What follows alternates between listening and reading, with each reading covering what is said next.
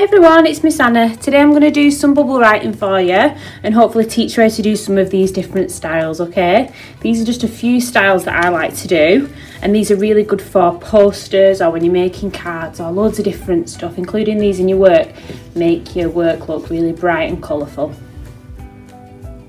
Okay, so for this you'll need some pens, some coloured pens, a pencil, a rubber and some coloured pencils. And the first type of bubble writing we're going to do is we're going to do bubble writing for beginners. So this is if you don't know how to do bubble writing at all, we're going to do this first style. Okay, so you're going to need some paper. Okay, and off we go. Okay, so when you're doing bubble writing, if this is your piece of work and you're doing your bubble writing, first you need to work out where you want the bubble writing to go, and you need to space it out properly. So if I'm doing a poster and I want my eye-catching title to be in the middle, I would sort of work out where I want my word to be. If it's a short word, I want it to go there. If it's a longer word, and you sort of work it out. So we will write the word hello. So when you first start in bubble writing and you're practicing, the best way to do it is by just writing the word really lightly, okay? However you want it to be, wherever you want it. So I'm going to do mine in the middle like that. And then I notice that I can get it all in line like that. Make sure I've got enough space at either side. The worst thing you want to do is start straight away with a felt tip pen, because if you start writing with a felt tip pen and it goes off the end of the page, or you've not got enough space, then you're going to have to get a new piece of paper. So always start in pencil, because you can always rub pencil out. Now I've written it really lightly and I've not done it bubble writing yet, but this is the way that I learned how to do bubble writing. This is the best way to practice. So you look at where your letters are and then you're going to draw a line around these letters, leaving a little bit of space. Okay, so this is how I've practiced. So I'm going to go around my letter like that, not touching that inner letter. Like this.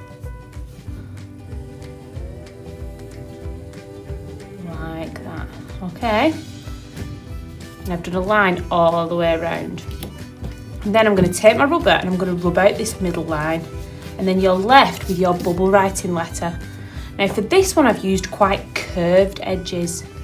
Okay. But for the next one I'm going to go around it and use quite straight edges and corners.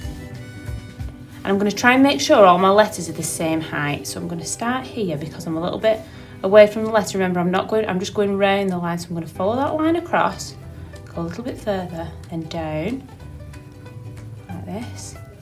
Remember, it's always good to do it lightly with pencil so you can rub out. It's really important. The worst thing you can do is do it in pen and then be halfway through it and get frustrated and get rid of it. Okay, so look, I've used nice sharp corners here to go around and you can still see that letter in the middle. So I'm going to rub it out like that.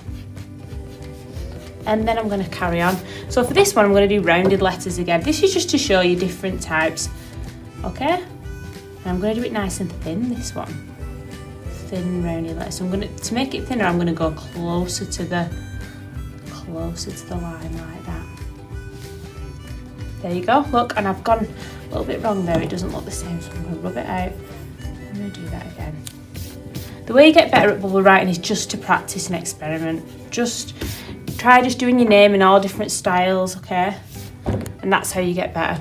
So for this next one, I've noticed it's a little bit too close to there, so I'm going to rub that out and I'm going to do it again a little bit further up. And for this one, I'm going to do straight edges again. So I'll go down, nice and straight. Past there, like this, round the letter. And then I'm going to rub that out again. So look, we're getting better at this. Another rule that I've just remembered is when you are doing bubble writing, a good thing to remember is decide whether you're doing uppercase or lowercase, so capitals or non-capitals, and stick with that. So if I write the word hello and I have capital, capital, capital, capital, but I have a lowercase e there, it just won't look right, okay? And it's not correct. So it does look better if you stick to either all capitals or a capital letter and then lowercase, depending on what you're writing. But you can be a little bit cheeky, you can change it up a little bit depending on how creative your work is. Okay, then an O, my O's a little bit close there as well, so I'm going to move it up a little bit more. So I'll do my O again. Right, now an O, I'm going to do the line all the way around like this. Okay. But then I've got, it would look silly if I just coloured all that in, wouldn't it? So I've got to make sure I do this in a bit as well. Making sure I keep the same space all the way around. So there we go, and then we rub that in a line. Okay, so that's the basics of how to do just basic bubble writing.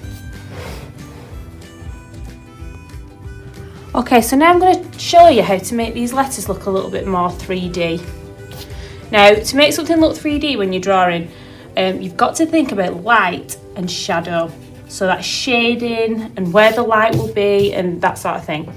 So a good way of practicing how to do things 3D is by starting off with really simple shapes. So if I draw a square here, doesn't have to be perfect, and then I'm going to practice making this 3D. So I've got to decide where the light source is coming from first. So if the light source is coming from, say, down here, then there'll be shading on this side because there'll be no light here. If I had a torch, imaginary torch there, then it would be dark around this side and it would be lighter there and darker there, which I would show with my shading. Okay, but if I'm trying to make this into a cube, I would look at the corners and I would take them up like this, diagonally. And then I would join them, making sure I'm always keeping them parallel with the other line like that. And then I would even do the same like that. You could even do that. So they all join and it looks 3D, but you can see through it there. Okay? So that's a good way of practicing. I'll get rid of those inner lines because it doesn't look as good. And then I would shade those in darker. And shade darker to light here. That's not very good shading, but you kind of get the gist. So that's how I shade. That's how I make something look 3D. So we're going to do the same with one of these letters. Let me rub that out from there. Okay, so I'm going to do that with this L here. But instead of going that way, I'm going to go this way. So my light is going to be coming from this side, which means all the sides on this side are going to be darker. So that's this one, and this one a little bit, okay? Because the dark's coming from, because the light's coming from down here, so there'll be no light over here. So I'm gonna extend these lines up. Now you can extend them actually as far as you want, depending how long you want your letter to be, but because we've got lots of letters next to each other, I'm not gonna extend mine that long. I'm just gonna make it a little bit like a block. So a little bit up there, a little bit up there, and a little bit up there. So they're all going in the same direction at the same angle.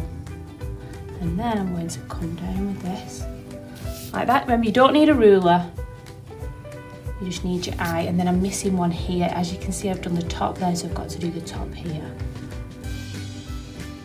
And that line's gone the same direction as them, like that. Okay, so then we've made that one 3D. So our shadow will be behind.